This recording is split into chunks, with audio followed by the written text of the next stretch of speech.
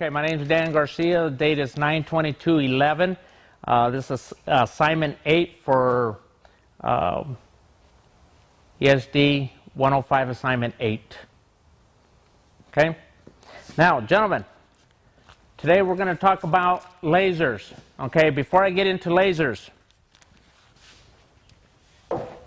can anybody tell me what this is right here? What is this? Okay. A long time ago, before lasers came along, okay, leveling lasers, out on the jobs, we used to use what we call water levels. Okay. Now, what we used to do is we'd get a piece of hose like this. Now, what is one characteristic about water? Wet. Okay. Can I get somebody to come and extend this out for me, please?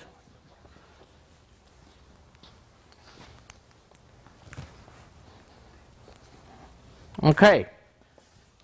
Now, what was that again? What is a characteristic about water as far as in the leveling field? What's that? Okay. Water always finds its own level. Okay. So, back before these nifty lasers and transits came along, carpenters used to use water levels. Okay. So, what we would do is we'd get a piece of tubing like this. Now, this one is completely full with some water, so I'm going to actually drain this out a little bit. Okay, drain this out to lower the water level here. Okay, now open up your valve on your side. Just there you go. Now raise the hose up in the air. Okay. Now, if he was to go to one certain part of the wall, let's walk around over here. Okay. Now bring it on over here. Okay. Now, if he was to hold that pipe up right over there, once this water quit moving, okay? Can you measure from here to here? No. Once that water quit moving, that's a level line because water always finds its level, okay? So I could mark this right here, and he would mark his right where the water level's at, and then we could snap a line across here with the chalk line, and that would be perfectly level because water always finds its level. Okay? If you pour a bucket of water out in a hole on the ground, is the water going to be like this, or is it going to be level in that puddle, in that hole? It's going to be level, okay? Because water always finds its level. So this is what we used to use back in the day before we had these two nifty little gadgets right here that came along afterwards, okay? We have a transit level. Go ahead and close your valve now. Okay, and you can go ahead and lay it down. Okay, we have a transit level here, and then we have a laser. Okay, now before the lasers came along, we used to use these transits. Now this transit will not only shoot angles, but it also shoots a level line. Okay, by adjusting this instrument. Okay, by adjusting this instrument, you can level it out, and then you can actually shoot elevations.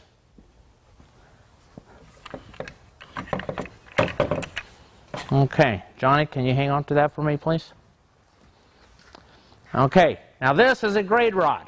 Okay, so if I was trying to shoot an elevation on a footing, on a building for a reference line or something, I would take, and this would be a two-man operation. Okay, Dane, can you hold that for me? I would have Dane go off, and I'd position him more or less where I would want him to be, and then I would have to look down through here, and I would have to shoot the elevation, the measurement that is on that rod, okay?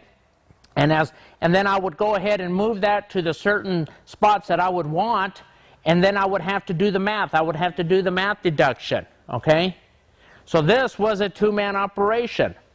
Then all of a sudden they came out with these lasers, okay? You turn on this laser, and now it becomes a one-man operation.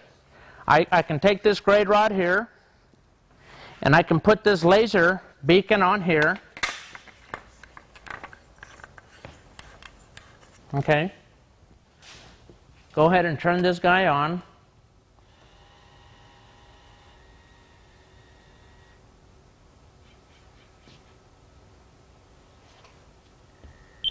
Okay. Now, this is spinning in 360 degrees in a perfectly level plane, okay? This, because it's a laser light, and especially during the day, the naked eye cannot pick it up, okay? So that's why we have these beacons.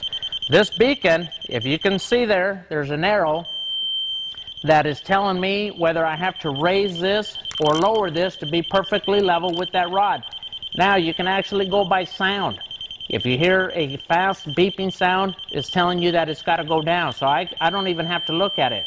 I can just go by the sound. If it's a slow sound, a slow beep, that's telling me it's got to come up. So I can just go by sound and don't even actually have to look at it. But if you do, you can see that there is an arrow pointing up, telling me to raise the instrument up.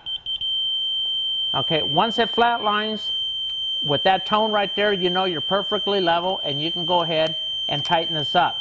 Now, I don't have to have a second man helping me. I can just walk around and shoot the different elevations by myself, okay?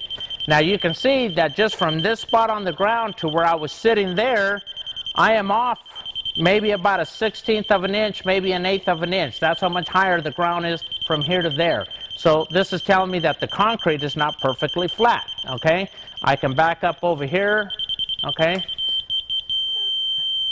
The ground is the same grade here as it was there, but right there it was a little higher. And if you look down there at the ground, we have a crack in the joint, or you know, right there, which normally raises the concrete up. So if I go and I set this right on that crack, it's going to be higher. See? Because right on your cut joints, your concrete tends to kind of come up a little bit. So see, you can take this now, be a one-man operation, and if you're a contractor, you can hire one guy to do this job instead of hiring two guys, where before it always took two men to do this job, okay? So can you guys see the advantages of having a laser in comparison to a transit? Okay? What's the advantage? It only takes one person. What else? It's faster. More accurate. It's a lot easier. It's a lot easier. Okay? The technology that we have now is not just meant to be faster, but also a lot user-friendlier. Okay?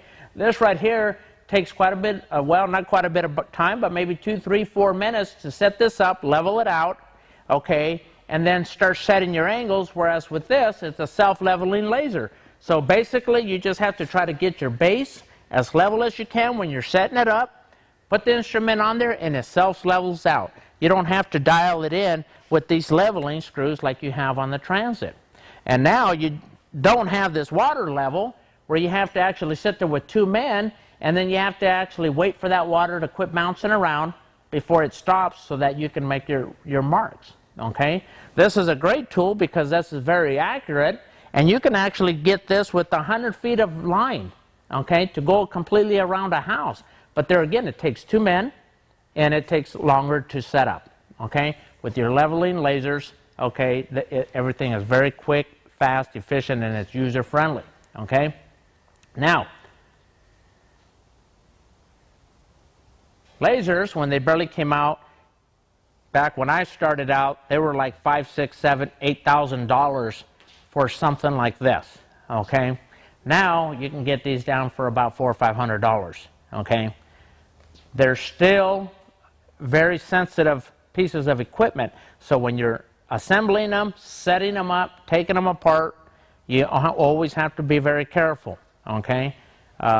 You set up your tripod, you can kind of see where the feet are at. They're about 3 feet apart. You always want to set those about 3 feet apart, and if you're out there in the gravel, you want to dig these feet into the dirt, okay? If you're inside of a building on concrete, you want to build yourself a tripod like this to set the feet in.